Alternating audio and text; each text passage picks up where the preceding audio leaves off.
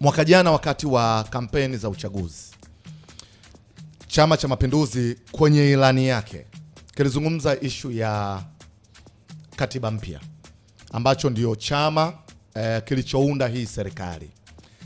Serikali imekusudia kuanza walau hatua za awali za katiba mpya lini?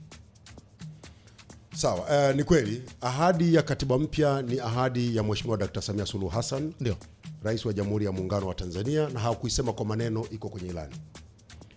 Na bahati mbaya baada ya uchaguzi mkuu tulipata changamoto kama nchi. Ndio. Tumepita kwenye changamoto ambayo hakuna aliyeishabikia. Ni changamoto ambayo haijawahi kutokea kwenye nchi yetu. Kwa hiyo ilibidi pia na utekelezaji wa ahadi hii tuende nao kwa utaratibu. Kwa hiyo hatua ya kwanza, Mheshimiwa Rais aliamua kuunda tume, na tume hii wakati wowote ikikamilisha zile siku zilizoongezwa itatoa taarifa ya uchunguzi wa chanzo cha vurugu zile na mambo yote yaliyojitokeza.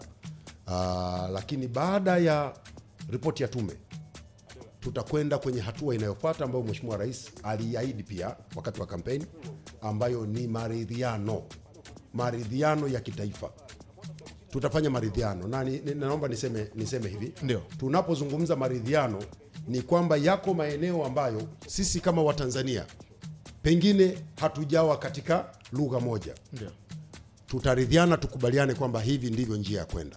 Tukikamilisha mchakato wa maridhiano, tunaanza rasmi mchakato wa katiba mpya.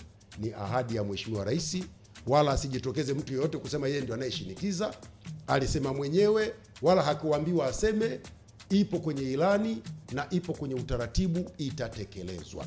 Naomba kutumia nafasi hii na kupitia swali lako kuwaomba Watanzania tuwe na subira. Sio asili yetu sisi Watanzania kuamua mambo kwa vurumai,